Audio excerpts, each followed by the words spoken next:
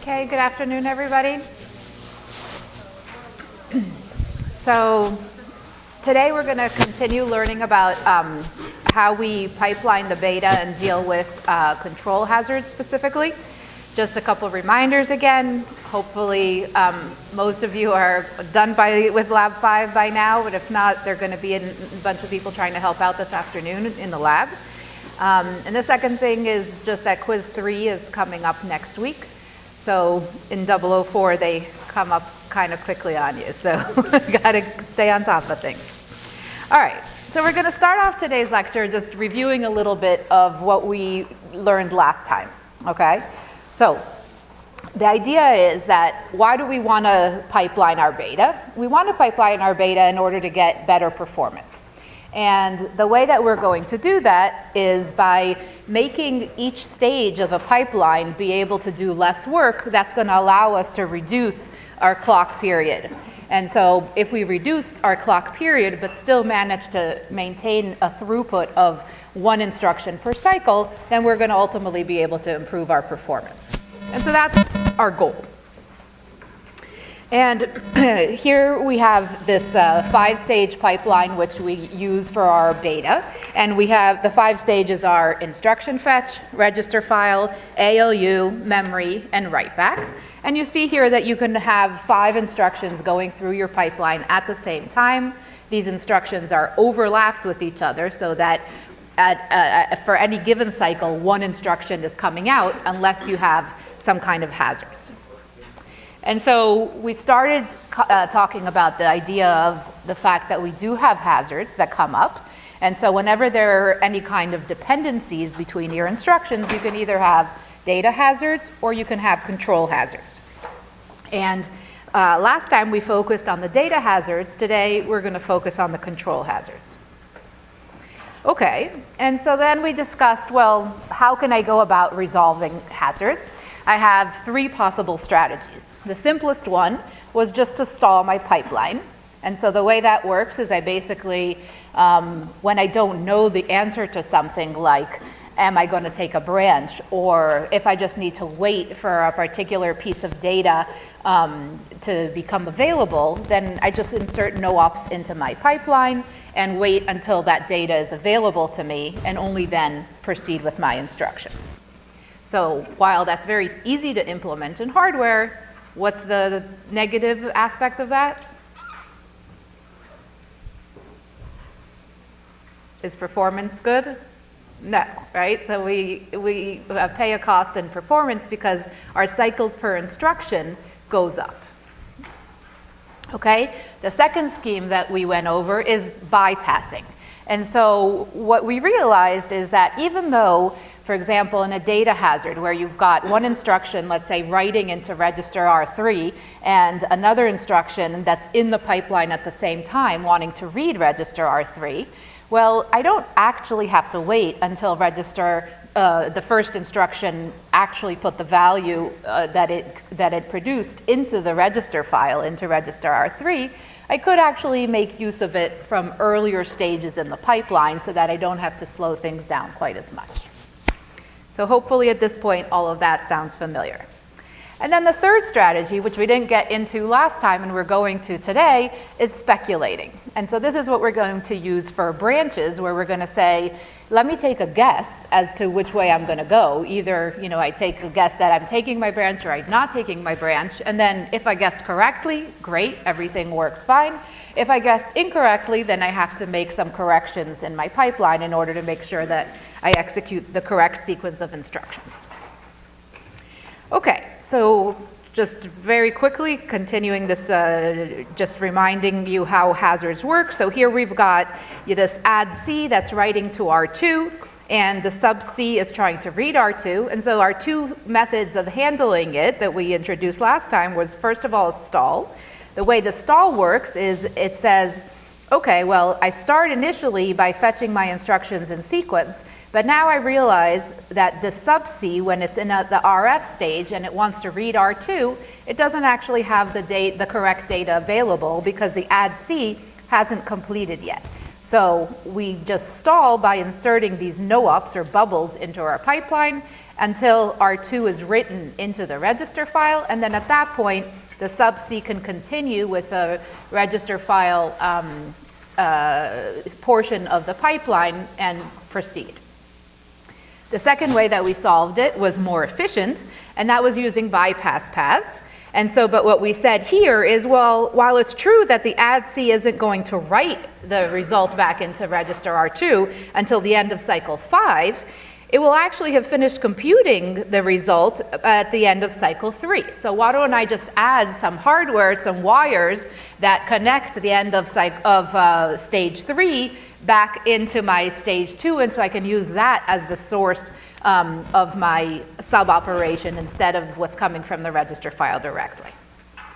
Okay, so the hardware, in order to do all of this, looked like this. And so here on the top left, if you recall, we have the stall logic, and then here we've got all these bypass paths, which can either come from the ALU or it can come from this PC+4 path. And then we've added these two humongous, muxes over here, which say, if I need to get the result of an instruction that's, further down in the pipe, then I'm just going to pick one of these paths instead of the register file.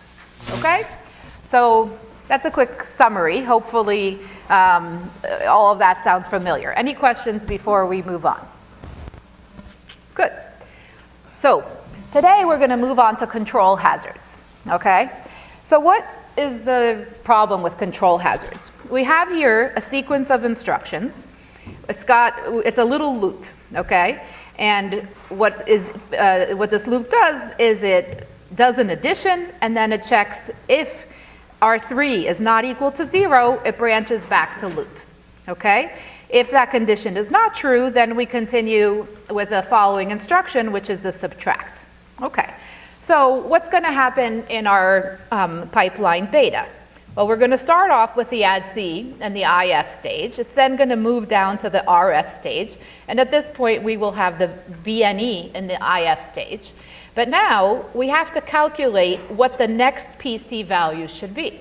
Okay, but do we know the answer to that? No. Right? So we have a problem. We don't know whether the next PC should point to the subtract operation or it should point back to this add-C because the loop is being repeated. Okay? So how are we going to deal with that? First thing we're going to do is we're going to look very carefully at the instructions that can make our PC not go to PC+4. Okay? And so the first type is the BEQ and BNE operations. And this is the definition of exactly what it is that these operations do, okay? So how is it that we update our PC? Well, either it gets PC+4, or it gets PC+4 plus 4 times the sign extended constant. So what's the information that we need to have available to us in order to figure this out? Well, first of all, we need to be able to know what opcode we're in. So is this a BEQ or a BNE instruction? I need to be able to get my offset from my instruction in order to compute this version of the answer, if that's what I need to put into my PC. I need to be able to have the value of PC+4 available to me. And finally, I also need to know what the contents of register RA are, because in order to determine which of these two statements I'm going to execute, I need to check if RA is equal to 0 for the BEQ or not equal to 0 for the BNE. Okay? How about jumps? Jumps are simpler in that they always set the PC to the contents of register RA. So in this case, we just need to know our opcode to identify that it is a jump instruction, and we need to know the contents of register RA to figure out where it is that we want the PC to go to next. For all other instructions, we need to realize that it's another type of instruction, so we need the opcode, and then we just need the value of PC+4. Okay?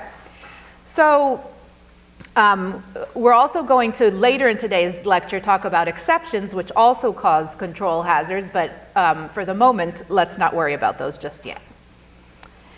Okay, so what's the problem here?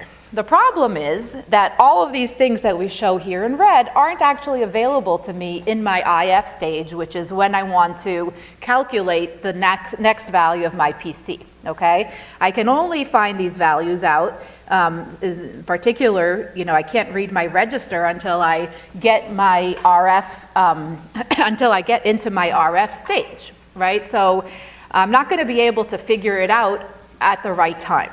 So what can we do?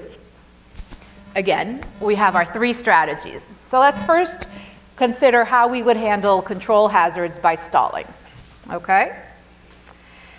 So what do?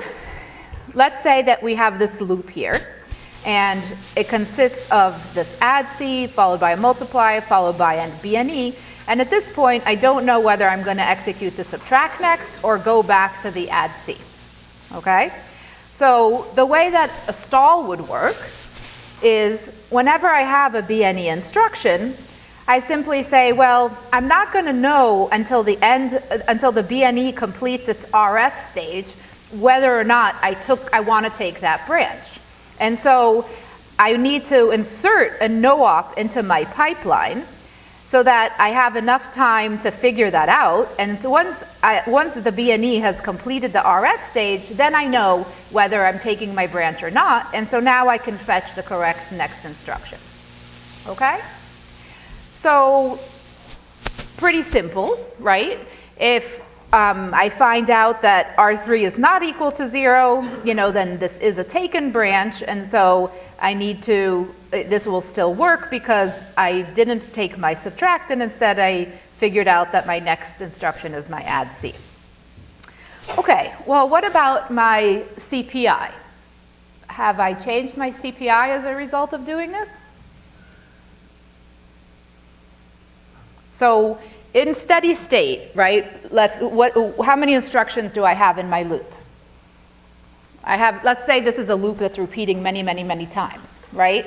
So I have 3 instructions in my loop, and how many cycles is it going to take me to execute that loop every single time? It's 4, right? Because I had to put in this extra no-op. Okay, so my CPI is basically 4 cycles for every 3 instructions. So my CPI is 4 over 3, okay? So with a stall, we clearly see that, we went away from our CPA of 1, which was our ideal case scenario. Okay, but in any case, let's see how we would go ahead and implement that in hardware. And so the hardware that we need to add to support stall logic for control hazards is very simple. It's just this multiplexer here, which we add in the IF stage. And what this multiplexer does is it says, if I have a jump or a BQ or a BNE in my RF stage, then I'm going to insert this one no-op so that I'm causing a stall to happen until I can resolve whether or not I'm actually taking my branch. Any questions about that? Good. Okay, so, well, that's all good and dandy. It's not too bad to waste 1 cycle in order to resolve these control hazards, right? But it's not going to be the case that this is the same for all processors, right? In our beta, we determine whether or not we're taking a branch relatively quickly. We're doing it in the RF stage because we have simple branches that just say things like, is this register equal to 0 or is it not equal to 0? But you can imagine a processor where you want to support more complicated branches. Like suppose I want to say branch if A is greater than B, right? For something like that, I wouldn't be able to determine whether or not I'm taking my branch until my ALU stage. And so now just inserting 1 no-op is no longer enough. Here I'd have to insert 2 no-ops.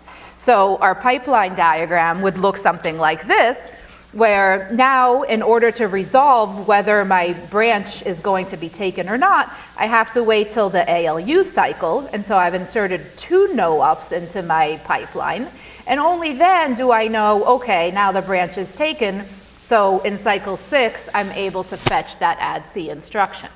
Okay, and so what we see is that, as you're as your processors get more complex, stalling can actually cost you more and more.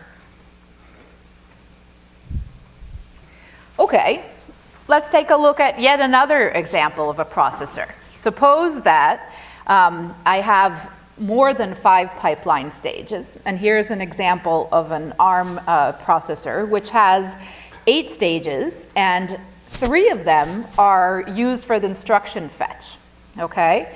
And so what's going to happen in this case? I have a 3-cycle latency to basically determine what my instruction even is, okay? So what does that mean? If I look at my pipeline diagram, I start off here with my first instruction, the add C, and while it's in stages IF1, IF2, and IF3, I don't even know that that's an add instruction and not even an instruction that could cause a control hazard. It's only when I get to the RF stage that that information becomes available to me, and so now I can go ahead and fetch the next instruction, which is going to be a multiply. So, you know, clearly we see that here we're adding even more no-ops, and so this starts to get worse and worse performance by just stalling in order to deal with the different kind of scenarios that we have. And so what was our CPI in this case? It's 4, right? And so we've, you know, pretty much gotten to the point where it's probably not worth pipelining if you're really going to do something like that. Okay, so let's move on to speculation. So hopefully this is going to work a lot better than stalling. And so what's the idea here? So the idea is, let's take a guess as to which way our branch is going to go, whether it's going to be taken or not. Once we make that guess, we can go ahead and fill our pipeline with that next instruction that we're assuming is going to be the next instruction. And then once we find out whether or not the branch was actually taken, then if we were right, great, everything continues as expected. If we were wrong, then we need to fix some things in our pipeline because we started executing some instructions that we shouldn't have. Okay, so first of all, what would be a good guess for the next PC? Any suggestions? PC plus 4, right? Most of the time, that's what we're doing. We're going to the next instruction. So great. So we're going to guess PC plus 4 always. All right, so here we've got our loop, and we've got our add C followed by our multiply, BNE, and now, you know, we're not sure whether the subtract is going to be executed or we go back to our loop.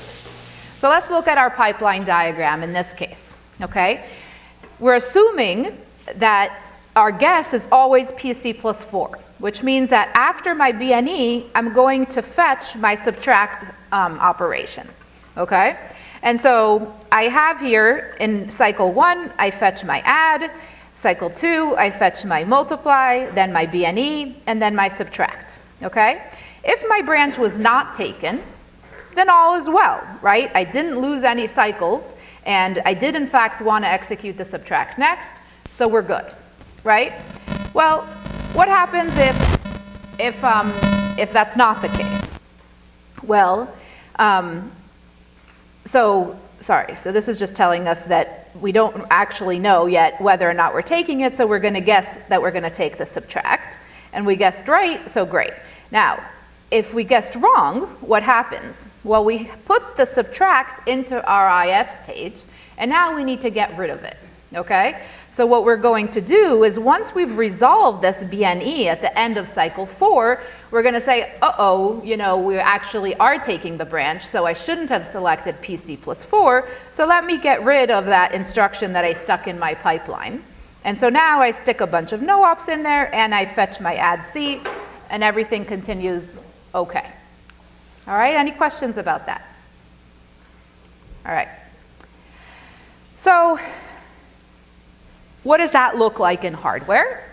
Well, pretty much the same as what we saw for the stalls. The main difference is just that in this case, we're only going to insert the no-op if it's a taken branch.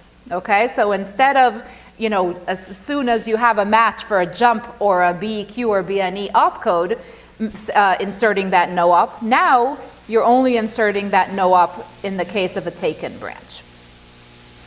Okay, so and so the effect of inserting that no op in this case is not that you're just stalling, but rather that you're annulling that instruction that you fetched, okay? So we started off with a subtract in this stage, and then we stuck the no op in. Oops, sorry about that.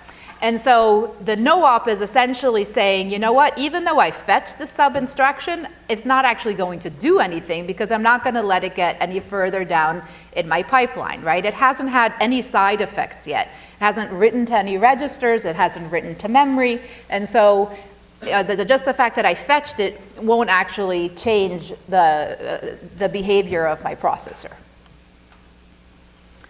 Okay, now, if I guess PC plus 4 always, okay, as far as performance is concerned, if you take into consideration that branches occur approximately once every 6 instructions, and some of the time we're going to be wrong, essentially we're going to increase our CPI by about 10% by always guessing that, that the next one should be PC plus 4. So we might be able to do better than that.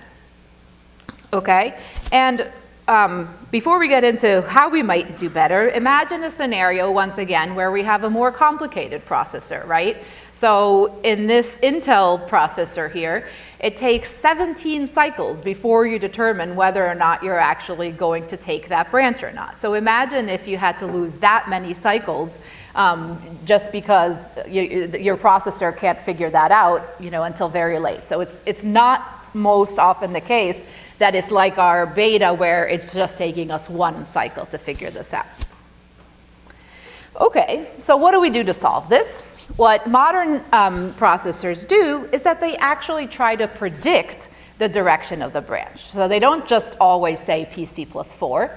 They try to be smarter about it and figure out, do I think my branch is actually going to be taken, or do I think my branch is not?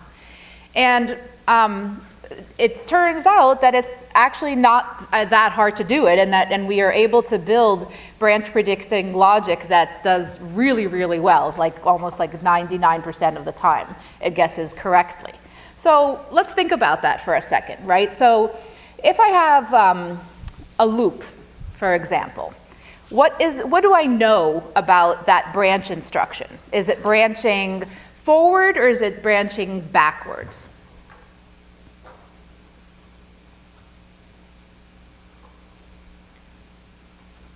Let's think about the beta specifically, right? So if I have, this simple loop, and I've got, instruction 1, instruction 2, and then I have, something that says branch back to loop. So what is my offset for this instruction going to look like? Is it going to be a positive or a negative number? Negative, okay? So very easily, by just looking at the most significant bit of my offset, I can tell, hey, this type of branch is part of a loop instruction, okay? And in a loop, do we expect that most of the time we're going to take that branch? Yes, right? So there's one, very simple, easy way to predict, hey, actually in certain circumstances, I want to predict that I am going to take that branch. Okay?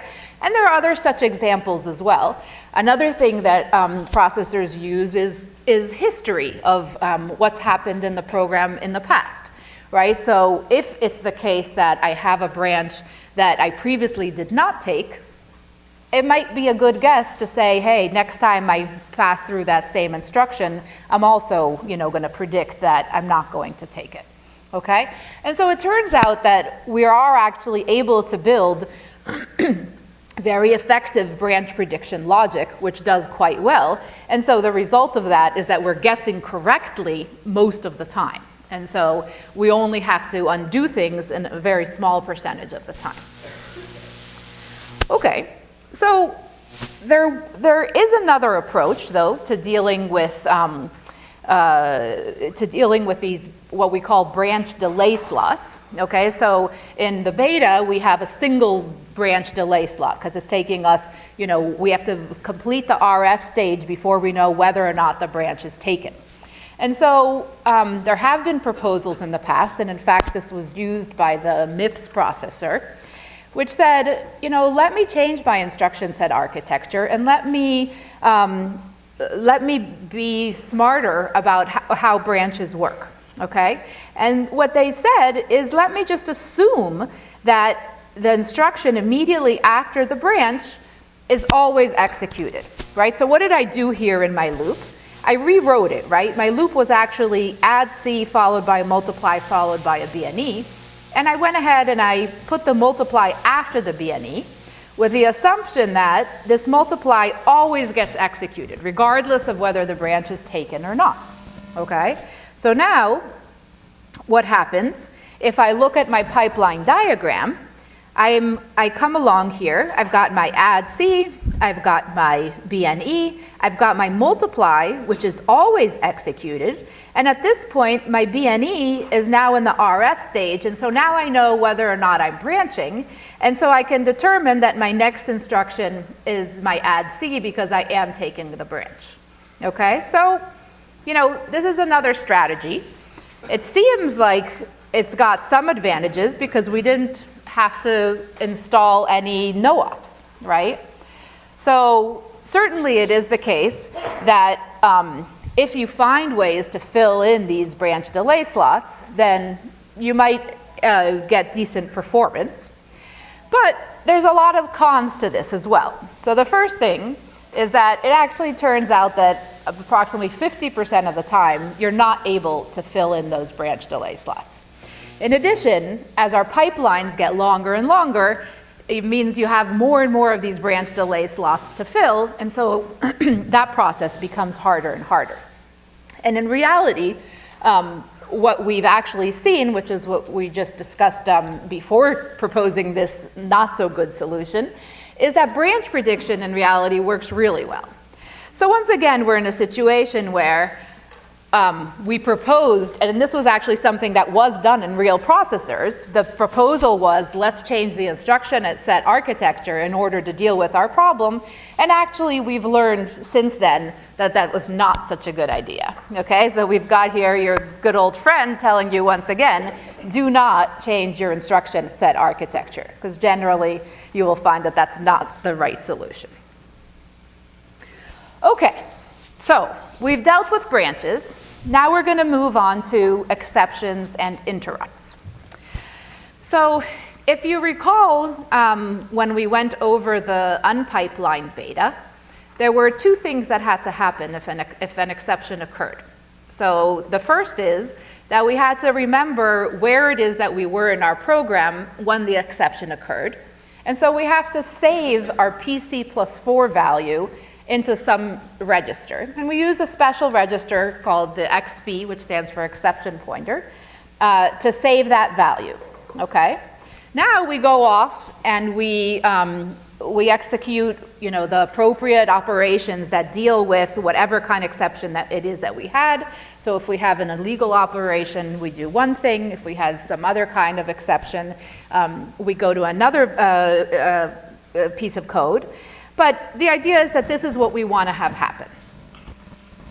Okay, well, so what does this actually look like? If you think about the way that we handle exceptions, you really have implicit branches happening, right?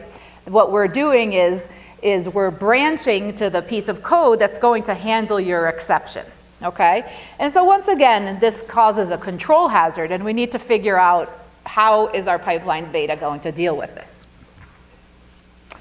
Okay, so when we have exceptions, we want to have what we call precise exceptions. So what this means is that if I have an instruction that began before my exception occurred, I want that instruction to fully execute. If I have an instruction that began after my exception occurred, I don't want that instruction to have any side effects, okay? So in a single cycle processor, which isn't pipelined, that's pretty easy to make sure that that happens, right? In our pipelined beta, that's not as easy. So let's take a look at how we're going to go about doing that. Okay, so let's think about, first of all, when can exceptions happen? Any guesses? Which of these stages an exception can happen?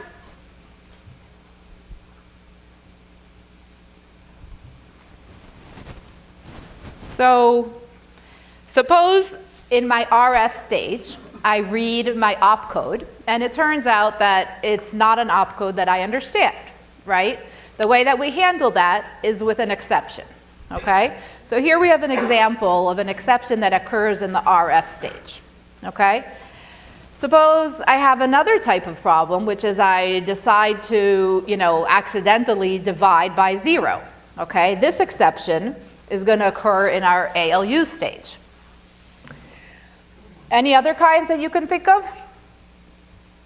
What can happen in our memory stage? Yeah? Try to access a location that doesn't exist. Exactly. And so we can cause a memory fault, okay? And similarly, in the IF stage, we're also accessing memory. We're accessing the instruction memory. And so once again, we can have memory faults there as well. So basically what we see is that we can have exceptions in any of our stages except for the write-back stage, okay? So we're going to have to be able to somehow undo the behavior of, from all of these stages. So one thing that, because it's a pipelined register, one thing that we're going to have to deal with in particular is that in order to have these precise exceptions, you might have an instruction which came after the exception, which is currently in my pipeline. So somehow I have to get rid of that instruction so that it does not have any side effects. Well, the one advantage that we have is that even though these other instructions, which I don't want to actually have execute, might be in my pipeline, fortunately, they haven't changed state of anything. So they haven't yet written to registers, and they haven't yet written to memory, and so it's not too hard for us to undo their behavior. So let's take a look at how we're going to do that. Okay, so if you have an instruction with an exception, the first thing we need to do is we need to save our PC+4 value. And so the way that we do that is we replace the instruction that caused an exception with a BNE R31 0XP instruction. What does that instruction do? Does it save PC+4 into my XP register? What do branches do, right? Branches save PC+4 into the destination register. We've set the destination register here to be XP, and so this means that our XP register is going to get the value PC+4 in it. Does this instruction have any other kinds of side effects? No, it's basically saying branch, if this register is not equal to 0, where R31 is always equal to 0, so it's not going to do anything else. So the only side effect of this instruction is that we're going to store that PC+4 value into our XP register, which is exactly what we want to do. And then we're going to get rid of all the instructions that are in our pipeline prior to this one. And so the way we're going to do that is we're going to turn those into no-ups.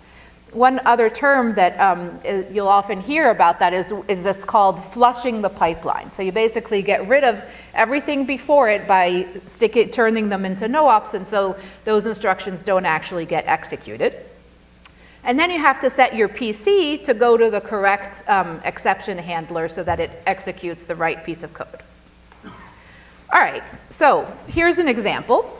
Let's say we have, this load over here, and the load is going to cause a memory fault, okay? And so our exception address code is over here in green, and so what we want to have happen is that we want to execute a load followed by this add C instruction and not execute the store, multiply, and subtract. So let's take a look at our pipeline diagram and see how that's going to work. So we start off here not knowing that we have an exception, right? So we put our load into our pipeline, then the store, then the multiply, then the subtract, and finally, when the load completes its memory stage of the pipeline, it detects, my address was bad, I have a memory fault, okay? So what are we gonna do?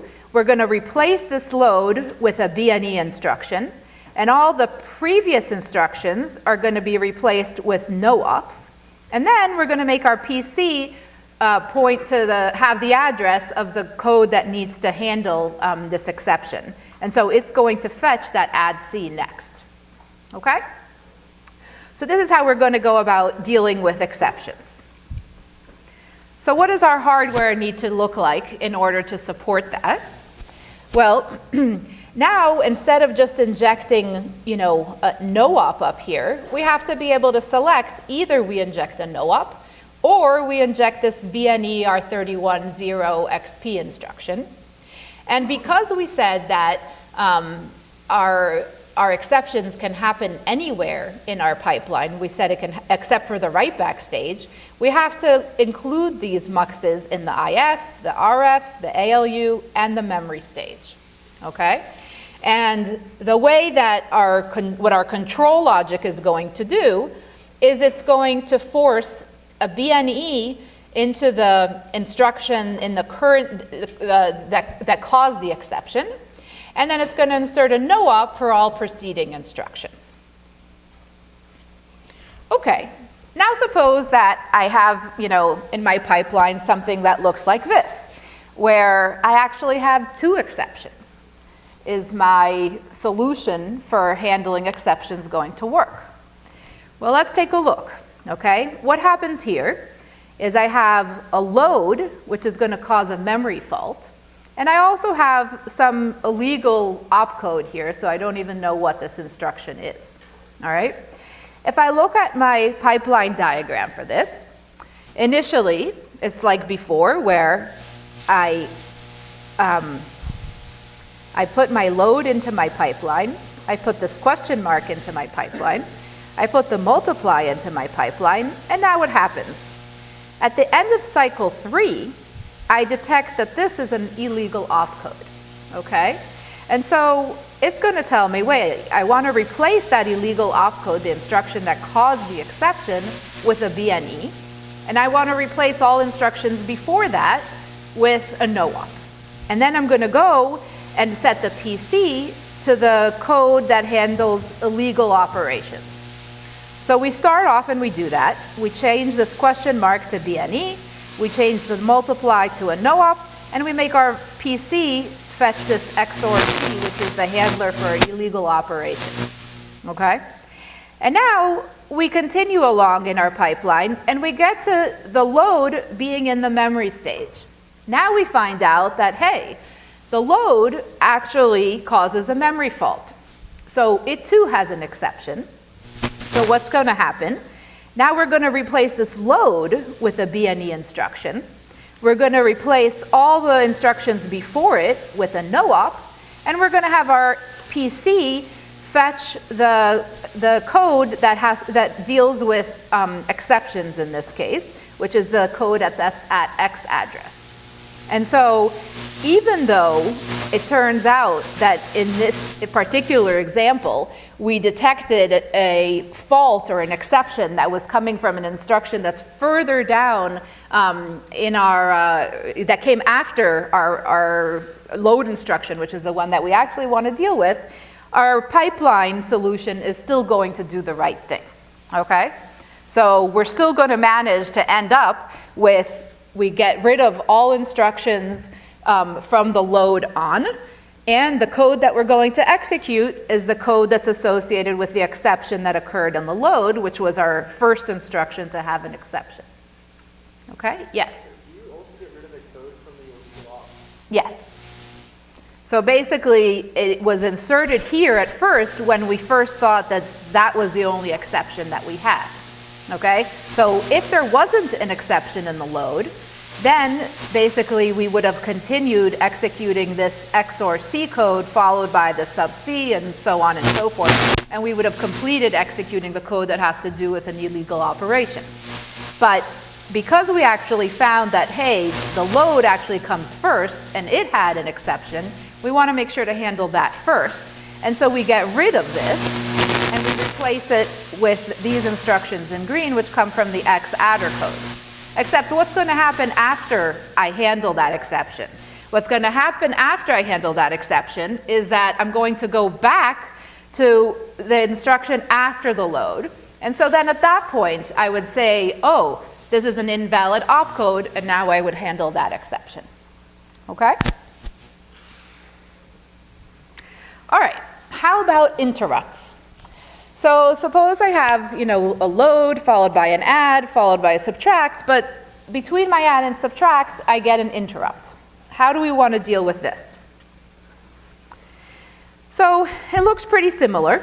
Basically what we're going to do is we're going to have our load followed by our add, and now what we're going to do is we're going to insert a BNE in our fetch stage in order to handle our interrupt.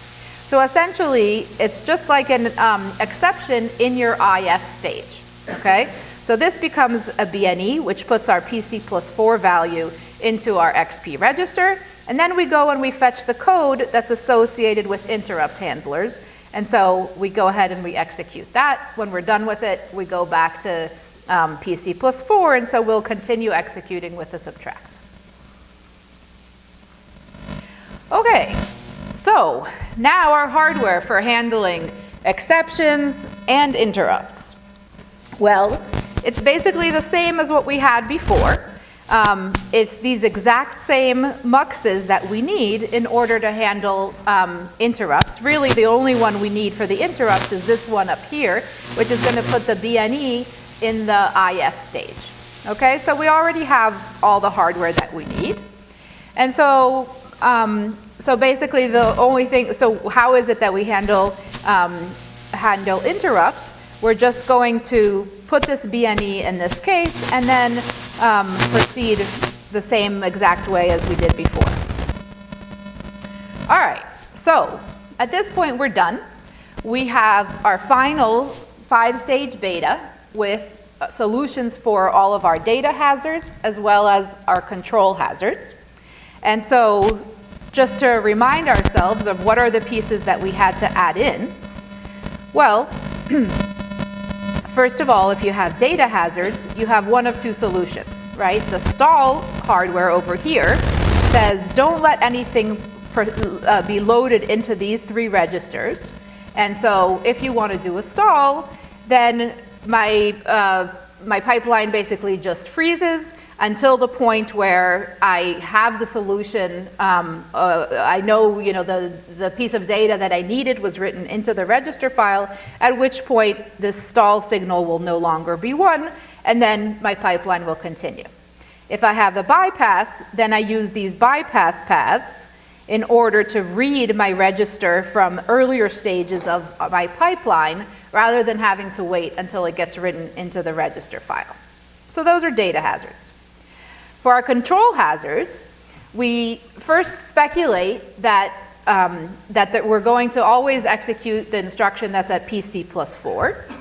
And so what we do is, if we have a jump or a taken branch, then we're going to set this here to a no-op, and then we're going to make PC select point to the jump target or the branch target. And then for exceptions and interrupts, it's what we just went over, which is if I have an exception at stage I, I'm going to replace that exception, that instruction that caused the exception with a BNE, and I'll replace all instructions before that with a no-op. And finally, for an interrupt, I replace right up here this instruction. I don't ever allow it to even come in. I replace that with a BNE and handle my interrupt in that way. Okay, so we're done with that. Just a couple more things to think about before we finish off our lecture for today. So while it's great that we can pipeline, and we certainly can improve performance by pipelining, let's think a little bit about, is there a limitation to how much you can do with pipelining? So if we think about, a piece of logic that takes time t, and we pipeline it into n stages, then each one of these is going to take t over n time, but we're also going to have some overhead associated with each of these stages, okay? You can think of, things like our setup and hold time or our propagation delay of our pipeline registers. Those are examples of, overhead. You can also have overhead just from the fact that as you further and further subdivide your pipeline, you might not be able to make use of all of the time that you have for actually doing real work. And so again, there's an overhead associated with that. So if we think about, how our performance looks as we try to increase our pipeline depth further and further, we find that if our original t clock was t, then when we add n stages, our t clock is going to become t over n plus this overhead.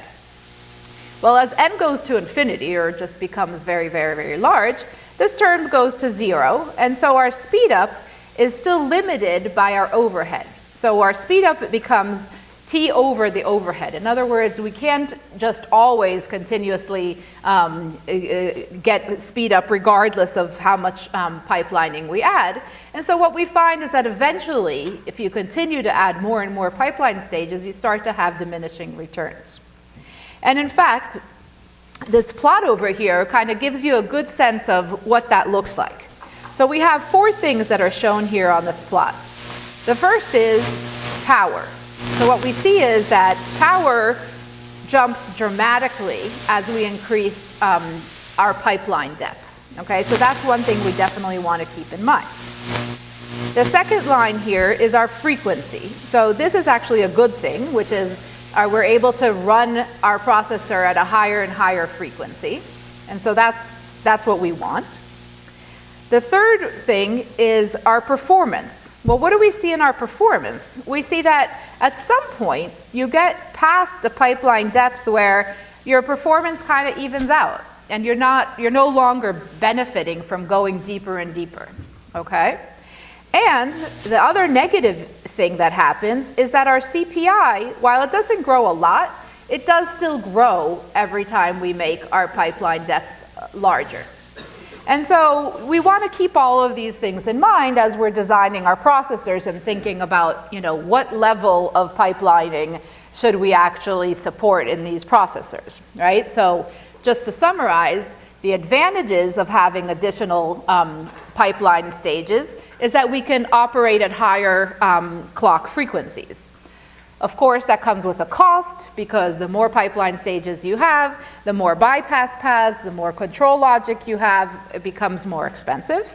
And then the disadvantage is that the more and more pipeline stages you have, the more and more of these dependencies we have, and so the more stalls we end up having to insert into our pipelines, and so our CPI goes up, and ultimately our performance stops improving. And then the other, big disadvantage is that, as we saw, the power goes up dramatically. So you have to really think about, is it worth it for me to add another, increase my pipeline depth even further at the cost of that increased power?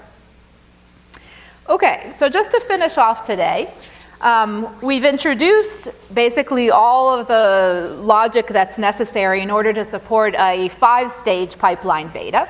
But if you are thinking of doing the design project, first finish off, your betas today with nothing else. But for the design project itself, you may find that you want to consider doing a pipeline beta, but you might not want to go as far as doing a 5-stage pipeline. So it actually turns out that if you just implement a 2-stage pipeline, you're going to get most of the reward without having to make your hardware so complicated. So if we just quickly look at how this picture over here is different from here, what we've got here is our IF and our RF stages become our first stage of our two-stage pipeline. And then our ALU, memory, and write-back become our second stage. So the result of doing that is that you end up not having any stalls, any data hazards. The data hazards can all be handled by just this one single bypass path. And so as far as hardware is concerned, that doesn't cost you very much. And then you also don't have the control hazards associated with branches anymore, because now you're determining in your first stage whether or not a branch is being taken. And so that simplifies that logic significantly. And same goes for exceptions. And so just one thing to keep in mind, that if you want to tackle this, you might want to go with a simpler solution, or at least first try the simpler solution of just doing a two-stage pipeline. Okay, that's it for today. Thank you.